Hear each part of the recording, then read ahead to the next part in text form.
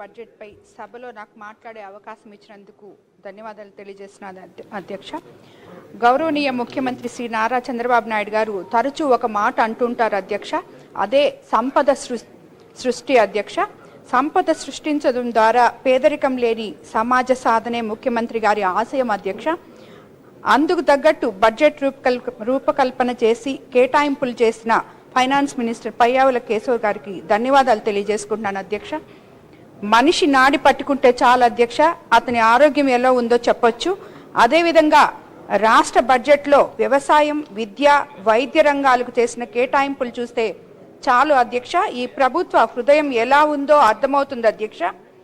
Budget అనేది కేవలం ఆదాయం వ్యయాల లెక్క కాదు అధ్యక్ష, ప్రభుత్వ ప్రాధాన్యతల ప్రతిబింబం అధ్యక్ష. ఎక్కడ ఎక్కువ కేటాయిస్తే అక్కడే ఆ ప్రభుత్వ దృష్టి, దార్శనికత స్పష్టంగా కనిపిస్తుంది అధ్యక్ష. రైతు నిలబడితే ఆర్థిక వ్యవస్థ నిలబడుతుంది అధ్యక్ష. విద్యార్థి ఎదిగితే భవిష్యత్తు వెలుగుతుంది అధ్యక్ష. ప్రజల ఆరోగ్యం బాగుంటే సమాజం బాగుంటుంది అధ్యక్ష. ఈ మూడు రంగాలు బలంగా ఉంటేనే రాష్ట్రం బలంగా నిలబడుతుంది అధ్యక్ష. స్వర్ణాంధ్ర 2047 లక్ష్యం సాకారం చేసే దిశగా వేసిన బలమైన అడుగులు ఈ బడ్జెట్ అధ్యక్ష. రాష్ట్ర చరిత్రలో ఎన్నడూ లేని విధంగా మూలధన వ్యయం కోసం 53,915 కోట్లు కేటాయించడం అభివృద్ధి పట్ల ప్రభుత్వ నిబద్ధతకు నిదర్శనం అధ్యక్ష.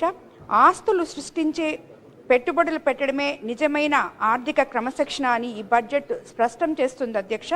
గృహ నిర్మాణానికి రంగానికి గత ఏడాది కంటే 3 అంతలు పెంచి 6,350 కోట్లు కేటాయించడంపై పేదల గృహ స్వప్నాలకు బలమైన పునాది అధ్యక్ష. ఎందుకంటే అధ్యక్ష, మనం చూస్తున్నాం అధ్యక్ష, ఏ ఊరికి మనం వెళ్ళినా ఈరోజు మనల్ని ఈ గృహాల గురించి అడుగుతున్నారు అధ్యక్ష. ఎస్సీ ఎస్టీలు కానీ బీసీలు కానీ ఎవరు కూడా పోయినసారి మనం అందించిన బడ్జెట్లో కనీసం కొంతమేరకు చేస్తే ఈసారి పేదల కోసం మనం ఇచ్చిన ఈ బడ్జెట్లో గత ప్రభుత్వంలో చేసిపోయిన అస్తవ్యస్త పరిస్థితులు గృహ నిర్మాణంలో రంగంలో ఉన్నాయి అధ్యక్ష. మనం 2 సంవత్సరాల నుంచి కూడా కనీసం దాన్ని బాగు చేయలేకపోతున్నాం అధ్యక్ష. అంత అధ్వానంగా ఉంది ఆ గృహ నిర్మాణాల పరిస్థితి. ఎవరికైతే మనం కేటాయించామో వాళ్ళు అందులో లేరు, ఎవరికైతే అవసరమో వాళ్ళకి ఇళ్ళు లేవు. అలాంటి పరిస్థితిని మనం తప్పించి ఈరోజు మళ్ళీ ఈ బడ్జెట్తో అయినా కనీసం పేదలకి అందరికీ ఇళ్ళు వచ్చే విధంగా చూడాలని చేసిన ఈ బడ్జెట్కి నిజంగా ధన్యవాదాలు తెలుపుకుంటున్నాను అధ్యక్ష. అలాగే బడ్జెట్ వ్యవసాయ రంగానికి సంబంధించి 53,752 కోట్లు కేటాయించారు. గత ఏడాది కంటే 5,411 కోట్లు అధికంగా కేటాయించి అన్నదాతకు అండగా నిలవడం జరిగింది అధ్యక్ష. అలాగే బీసీ, ఎస్సీ, ఎస్టీ, మైనారిటీల సంక్షేమం కోసం ఏకంగా 91,000 కోట్లు కేటాయించడం సామాజిక న్యాయానికి నిదర్శనం అధ్యక్ష. ప్రతి వర్గానికి భాగస్వామ్యం కల్పిస్తూ సమగ్ర అభివృద్ధే మా ప్రభుత్వ ధ్యేయమని ఈ బడ్జెట్ చాటుతుంది అధ్యక్ష. విద్య, వైద్యం, గ్రామీణాభివృద్ధి, వ్యవసాయం, జలవనరులు, రహదారులు, పట్టణ పరిపాలన, పర్యాటక సహా పలు శాఖలకు భారీగా నిధులు కేటాయించడం అభివృద్ధి సంక్షేమం పట్ల కూటమి ప్రభుత్వం చిత్తశుద్ధితో నిదర్శనం అని తెలియజేసుకున్నాను అధ్యక్ష. అలాగే ప్రజల జీవితాలపై ప్రభుత్వ నిబద్ధతకు ప్రతీక ఈ బడ్జెట్ అధ్యక్ష. ముందుగా రాష్ట్ర విద్యారంగానికి దిశానిర్దేశం చేస్తూ పరిపాలన వేగం, పారదర్శకతతో సంస్కరణలు అమలు చేస్తున్న గౌరవ విద్యాశాఖ మంత్రి నారా లోకేష్ గారికి ఈ సభ ద్వారా అభినందనలు తెలియజేసుకున్నాను అధ్యక్ష. విద్య అనేది రాష్ట్ర అభివృద్ధి మూలస్తంభం మాత్రమే కాదు, సమాజ నిర్మాణానికి బలమైన పునాది అధ్యక్ష. పటిష్టమైన విద్యా విధానం రాష్ట్ర ఆర్థిక వృద్ధిని పెంచుతుంది, నిరుద్యోగాన్ని తగ్గిస్తుంది, సమానత్వాన్ని తీసుకొస్తుంది, సాంకేతిక ఆవిష్కరణను మార్గం చూపుతుంది. ఇచ్చిన మాట నిలబెట్టుకోవడంలో తీసుకున్న నిర్ణయాలకు అనుకున్న సమయానికి పూర్తి చేయడం మన ప్రజాప్రభుత్వానికే సాధ్యమని మరోసారి రుజువైంది అధ్యక్ష. 2027 బడ్జెట్లో విద్యారంగానికి 36,107 కోట్లు కేటాయించారు. ఇది మొత్తం బడ్జెట్లో 11%. గతంలో ఇది 9-10% మాత్రమే అధ్యక్ష. అలాగే పాఠశాల విద్యాశాఖకు మాత్రమే 32,000 కోట్లు కేటాయించడం గత ప్రభుత్వం సగటున 26,448 కోట్లు మాత్రమే ఖర్చు చేసింది. ఇక్కడ నేను మీ ద్వారా సభలో ఒక విషయం చెప్పదలుచుకున్నాను అధ్యక్ష. మా నియోజకవర్గంలోని ఒక ప్రభుత్వ పాఠశాలలో నేను పర్యటించినప్పుడు తరగతి గదులు ఇది వరకు అన్ని సగం కట్టేసి నిలిపేసిన గదులు ఎన్నో ఉన్నాయి అధ్యక్ష.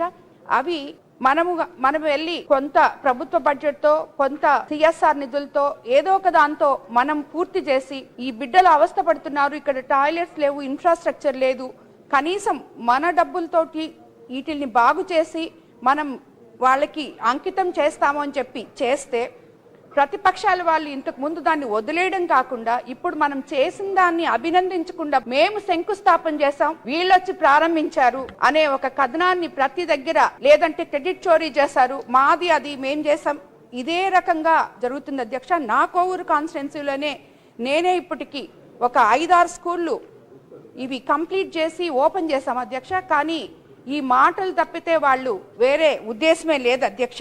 ఈరోజు మనం స్మార్ట్ క్లాసెస్ అక్కడ వాళ్ళకి ఏర్పాటు చేసి కంప్యూటర్ ల్యాబ్స్ ఏర్పాటు చేస్తే ఆ బిడ్డలు ఈరోజు మేము ఈ స్మార్ట్ క్లాసెస్ ద్వారా మేము రేపు డాక్టర్లు అవ్వబోతున్నామని చెప్పి ఎంతో సంతోషంగా వాళ్ళు మనకి విన్నవించుకుంటున్నారు అధ్యక్ష. అలాగే అదే ఆ బిడ్డల తల్లి ఏ వ్యవసాయ కూలీ అయి వాళ్ళకి 3 పిల్లలుంటే ఈరోజు 3 పిల్లల్ని చదివించుకుంటూ ఆ తల్లికి వందనం ద్వారా 15,000 మనం అందిస్తుంటే 3 బిడ్డల్ని చదివించుకుంటూ ఈరోజు మనం అదే రకంగా ఇచ్చిన 6 సంవత్సరాల నుంచి ఆగిపోయిన మెగా డిఎస్సిని మనం తిరిగి ఈరోజు ఇవ్వడం జరిగింది అధ్యక్ష. అలాగే వాళ్ళు 6 సంవత్సరాల నుంచి బిఏడీలు ఇవన్నీ చదివి వాళ్ళకి ఉద్యోగాలు రాక వాళ్ళు పెళ్లిళ్ళు అయిపోయి ఎక్కడో తలా ఒక్కొక్క దగ్గర ఒక్కొక్కరు ఉన్నప్పుడు ఈసారి మా కోవూరు కాన్స్టిట్యున్సీలోనే 3 ఉంటే వాళ్ళకి 3కి ఈ మెగా డిఎస్సిలో ఉద్యోగాలు రావడం జరిగింది అధ్యక్ష. సో అటువంటి సంస్కరణలన్నీ మనం తీసుకొని వస్తుంటే వీటికన్నిటికీ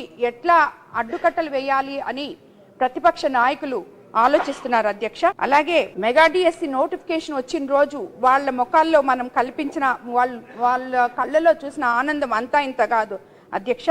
ఇప్పుడు ఆమె ప్రభుత్వ పాఠశాలలో టీచర్ గా పనిచేస్తూ పిల్లలకు బోధిస్తున్నారు అధ్యక్ష. వాళ్ళందరూ ఈ మెగా డిఎస్సి ఇచ్చిన మాట నిలబెట్టుకున్నాం. మెగా డిఎస్సి ద్వారా 16,347 పోస్టులు నోటిఫై చేశాం అధ్యక్ష. 15,941 పోస్టులు భర్తీ చేశాం. 150 రోజుల్లో పారదర్శకంగా పూర్తి చేయడం జరిగింది. కూటమి ప్రభుత్వం చిత్తశుద్ధికి ఇది నిదర్శనం అధ్యక్ష. అలాగే డొక్కా సీతమ్మ భోజన పథకం కింద ఈ రోజు ఎంతో మంది పిల్లలు ఇది వరకు మనం ఈ సన్న బియ్యం ఇంట్రడ్యూస్ చేయక ముందు మధ్యాహ్నం అయితే అందరూ ఇళ్లకి వెళ్ళిపోయే వాళ్ళు అధ్యక్ష. అసలు మనం ఆ భోజనం తినలేకుండా ఉండేవాళ్ళం అధ్యక్ష. ఈ రోజు ఈ పథకం కింద 2,161 కోట్లు కేటాయించారు అధ్యక్ష. సన్న బియ్యం భోజనం బిడ్డలందరూ తృప్తిగా తింటున్నారు అధ్యక్ష. అలాగే మధ్యాహ్న భోజన పథకాన్ని ఇంటర్ విద్యార్థులు కూడా అమలు చేస్తున్నారు అధ్యక్ష. ప్రాంతాల వారి మెనూలతో విద్యార్థులకు పౌష్టికారిక ఆహారం అందిస్తున్నాం అధ్యక్ష. సమగ్ర శిక్షణకు 2,946 కోట్లు, ఉన్నత విద్యకు 2,566 కోట్లు, మన బడి మన భవిష్యత్తుకు 1,500 కోట్లు ఇవ్వడం జరిగింది అధ్యక్ష. అన్నిటికంటే ముందుగా మనం చెప్పుకోవాల్సింది, మనం అధికారంలోకి వచ్చినాక ఎంతో మంది మా సర్టిఫికేట్లు కాలేజెస్ లో నిలిచిపోయి ఉన్నాయి. మాకు ఆ సర్టిఫికేట్లు ఇస్తే గాంధీ జీవనాధారం లేదు, మేము ఉద్యోగాలు చేసుకోవడానికి లేదు, ఎందుకంటే ఫీజు రియంబర్స్మెంట్ అప్పుడెప్పుడో నుంచి కట్టట్లేదు కాబట్టి మా సర్టిఫికేట్లు వాళ్ళు ఇవ్వటం లేదు అని మా దగ్గరికి వస్తుంటే అధ్యక్ష, ఎన్నో కాలేజెస్ కి మనం ఫోన్లు చేసి వాళ్ళకి కొంతమందికి రికమెండ్ చేసి ఇప్పించడం జరిగింది. కొంతమందికి ఆ కట్టాల్సిన బ్యాలెన్స్ డబ్బులు కట్టి కూడా మనం ఇప్పించడం జరుగుతుంది అధ్యక్ష. ఇది నా ఒక్కదాని సమస్య కాదు అధ్యక్ష, ప్రతి ఎమ్మెల్యేకి ఇది చూసుంటారు అధ్యక్ష.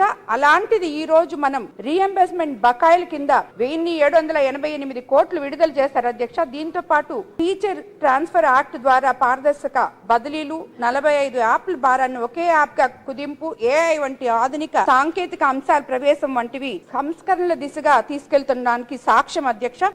గడిచిన 5 ఏళ్ల బడ్జెట్ కేటాయింపులు, నిధులు విడుదల చేసిన పనులు అన్ని చూసాం. గత ప్రభుత్వంలో బడ్జెట్ అంటే కేవలం అంకెల గారడి, కాగితాలకే పరిమితం. ఏపీ విద్యా ప్రమాణాల్లో 3వ స్థానం నుంచి 19వ స్థానానికి పడిపోవడం జరిగింది అధ్యక్ష. దాన్ని బట్టి మనం అర్థం చేసుకోవచ్చు అధ్యక్ష. గత 5 ఏళ్ల సుమారు 12 లక్షల మంది విద్యార్థులు ప్రభుత్వ పాఠశాల నుంచి తగ్గిపోయారు అధ్యక్ష. విద్యపై పెట్టిన ప్రతి రూపాయి రేపటి రాష్ట్ర నిర్మాణంలో ఒక ఇటుకగా ఎన్డీఏ ప్రభుత్వం భావిస్తుంది అధ్యక్ష. ఒక టీచర్ నియామకం అంటే ఆ కుటుంబానికి గౌరవం, ఒక చిన్నారి కళ నెరవేరడం అంటే ఒక రాష్ట్ర భవిష్యత్తు బలపడడం అని నేను తెలియజేసుకుంటున్నాను అధ్యక్ష. అలాగే ఈ బడ్జెట్ కి ఇక్కడ ఇరిగేషన్ కి సంబంధించి మా కోవూరు కాన్స్టిట్యున్సీకి సంబంధించి అధ్యక్ష, ఇరిగేషన్ బడ్జెట్ లో ఆ కనిగిరి రిజర్వాయర్ ఎప్పుడో 1000 సంవత్సరాల క్రితం కట్టింది అధ్యక్ష. అది చాలా ఇబ్బందుల్లో ఉంది అధ్యక్ష. అందుకు బడ్జెట్ కేటాయించాలని చెప్పి మీ ద్వారా సీఎం గారిని కోరుకుంటున్నాను అధ్యక్ష. అలాగే ఇరిగేషన్ మినిస్టర్ గారిని కోరుకుంటున్నాను అధ్యక్ష. ఎందుకంటే మాది కోవూరు కాన్స్టిట్యున్సీ డెల్టా ఏరియా 1,50,000 ఎకరాలు పారుదల కలిగిన కనిగిరి రిజర్వాయర్ వల్ల వీకంత పారుదల ఉంటుంది అధ్యక్ష. అందుకని అది కన్సిడర్ చేయాలని కోరుకుంటున్నాను అధ్యక్ష. అలాగే 30 ఏళ్ల నుంచి పక్కన పడిపోయిన కిసాన్ సెజ్ లో ఈ రోజు మన ముఖ్యమంత్రి చంద్రబాబు నాయుడు గారి వల్ల కదలికలు రావడం, యువతకి ఉపాధి కల్పించడం ఇలాంటివన్నీ జరుగుతున్నందుకు ఆయనకి ధన్యవాదాలు తెలుపుకుంటూ ఇటువంటి మంచి బడ్జెట్ గురించి మాట్లాడడానికి నాకు సమయం ఇచ్చినందుకు ధన్యవాదాలు అధ్యక్ష.